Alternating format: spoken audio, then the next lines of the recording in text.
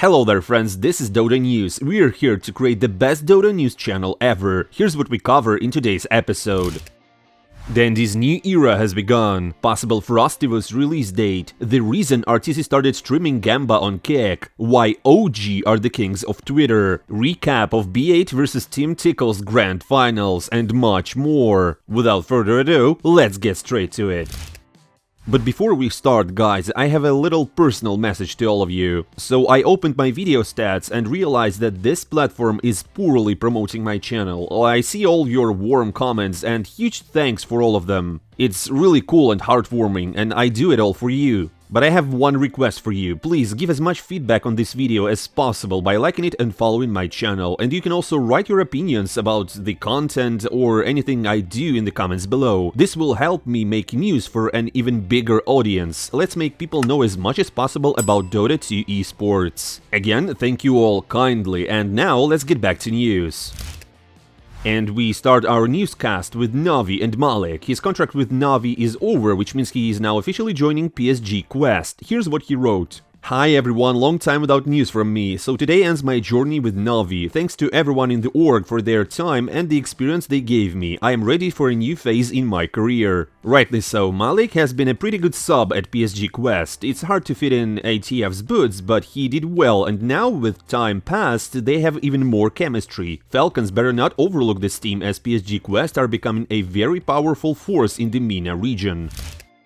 Next, Nouns founder gave a great interview to Blix.gg. He told about how the club was created, how they chose sponsors, and much more. It's a worthy read, but I'll give you only the highlight. Go look at Talon jerseys at the store. It's just Paris, you know what I mean? And of course, Paris came knocking on our door and they offered us a six-figure sum of money to do that too, but we turned it down. We're already fighting a narrative that there's a percent of the population that doesn't like crypto, and there's plenty of pump and dumps and scams and rugs in crypto, but Nouns is just something that funds cool stuff and does it transparently. We're not trying to sell anything. You've never heard our players say, go buy a noun. That's very intentional. All of that sounds pretty cool, to be honest, and something to be proud of. First of all, Adidas is a big and most importantly a stylish partner. Just look at how the guys look. And secondly, the club doesn't impose gambling on their fans. That's pretty cool too. What do you think? Is it worth it? Write your thoughts in the comments below.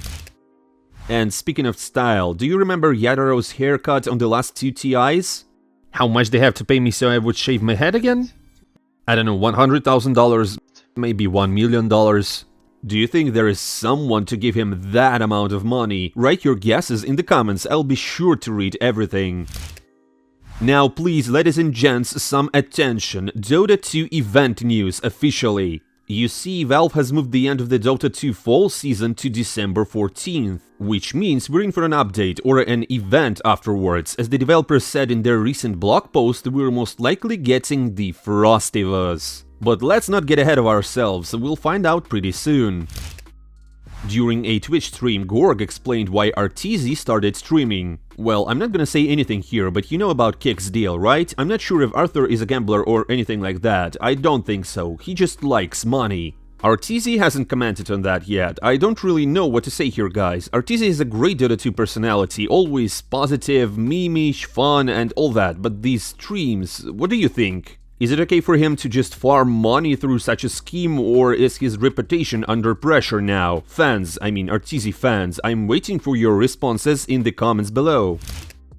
Next, Entity's media director Braun Baring gave an interview to Esports.gg in which she talked about how social media works in esports. Here's what she said. I'm like constantly working. I could be out with my friends partying and suddenly, oh, I gotta check Twitter if there's a new like or post that we dropped like 10 minutes ago. I am constantly thinking about what could be done, even when I'm on YouTube, TikTok, just watching fun videos. I could be like, man, this could be a new reel for us, this is a good idea, this is a trend we can pick up. You're never really off of work. She also highlighted OG, who promote their team on Twitter and create interesting media content. I have not seen a team that can compete with OG on Twitter. For me, OG is just S tier, they're not even on the scale. OG is even better than the S tier. Also, a very famous journalist and CS2 analyst Thorin criticized the Esports awards. If T1 from League of Legends get to be the team of the year for just winning worlds alone, why the frick was Team Spirit Dota 2 incredibly dominant winners of TI and winners of 2 other tier 1 tournaments not even nominated? Esports Awards is a freaking gash. Oh my, he's definitely right, isn't he? Objectively speaking, Team Spirit deserved to be the team of the year. Riyadh Masters and the International are the most popular and high-profile tournaments. This is the kind of outrage that happens at the annual awards. Is it politics? Did Riot just buy the award here? Write your thoughts in the comments below.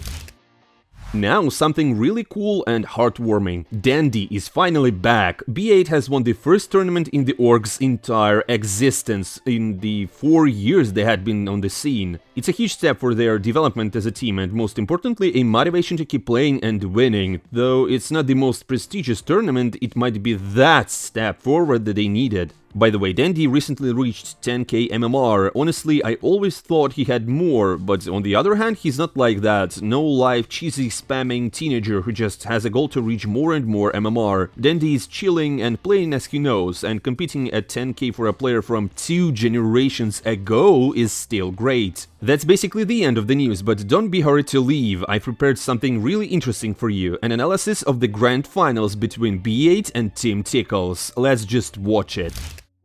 Map number 1, and it's a lost draft from Team Tickles. B8 got themselves this patch's Class 6, simple, strong and balanced. A great pick with nice heroes. While Team Tickles had Luna, a weaker opponent against Wraith King, who needed a lot of time and effort to farm. B8 got First Blood, which was expected with a Druid carry. And in general, the laning stage ended in favor of Dendi's team, and all thanks to Daniil himself, who echo-slammed 3 heroes and destroyed the enemy team. -4 and B8 secures the advantage, winning back a part of the map. Oh god, this one guy! He tries to run away. Oh god. He tried to go in for the side approach here, but yeah, it's gonna be instantly destroyed there. G4 trying to fight around. There's 2 bears actually coming in to hunt onto low skill, but this guy is hitting all mid, locked onto once again, pops the mantle to try to, well, protect her, do some more damage, but it's just not gonna be enough, one by one. And then, step by step, Dendi and his teammates increased their advantage in gold. And at 31 minutes, B8 attacks Team Tickles in total disposition, catching Luna, who had no buyback. This means that there's no one to defend the high ground, so the first map ended in favor of Dendi's team. But on the second map, Team Tickles got Alchemist for Allnit, and he just won the game solo. There's nothing even to look at on this map, it was quite boring to be honest. Classic Alchemist with a Radiance that just got good game and overfarmed everything and everyone. And we all know that if an Alchemist had a good game, it's hard to stop him. There was no way for Chaos Knight to pierce the Assault Cuirass. Team Tickles get the score even, and we move on to the third map. Here we've got a very simple but at the same time very effective offlane combo from B8. Rasta and Slardar simply destroy the enemy carry, no chances given. But also maybe Narman, I mean actually not, look at this, it seems like Tormentor is certainly quite good, but it's a lot of time for Stonebank to go for a quick rotation, and here he is with his Blink Dagger, jumping in, catching Narman very easily, that's a kill, Lutheran, there is the bash! That's gonna land right on time, Lorinov is pretty much stranded on the bridge, Sunray is... And moreover, at the same time, Slardar would just run around the map and break everyone's faces. Just check out how quickly Snapfire was done. 1-2 into the spawn you go. All of this momentum is coming back, and oh, Narman is gonna be found, die back onto the Snapfire.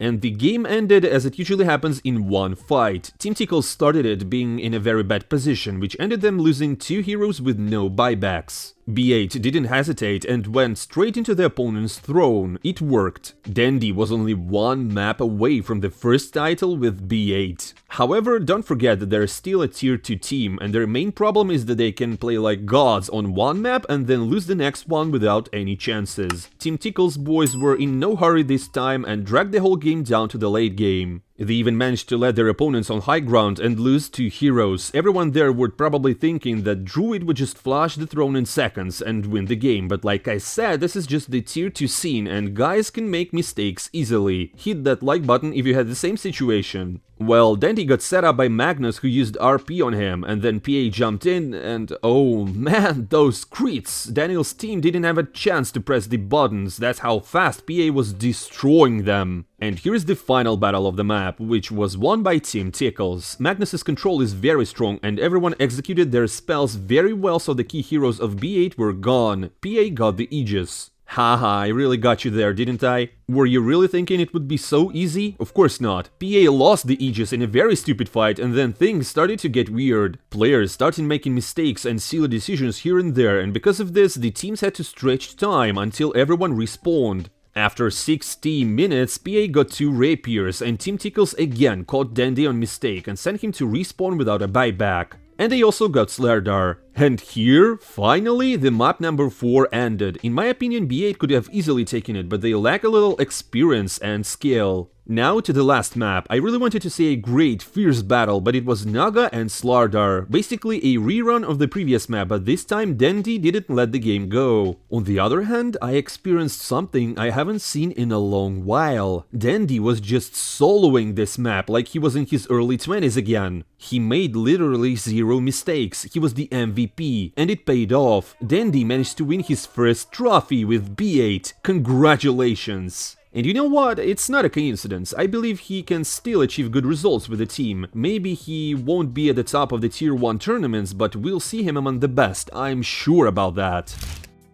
In the post-match interview, Dendi shared an interesting life hack. You usually feel nervous and it is pretty normal before the game starts. And I have small tricks how to avoid it. It's connected to preparation mentally, it's connected to some small things like drinking hot beverage, for example, right before the game for your hands to be warm and stuff like this. I feel it helps a lot. And when the creeps go out, you already stop feeling nervous, you just get in the flow of the game. After such drinks, it's hard to tell how he concentrates and plays at all. The winner can't be judged. If he won that way, then it's a good indicator that the life hack works.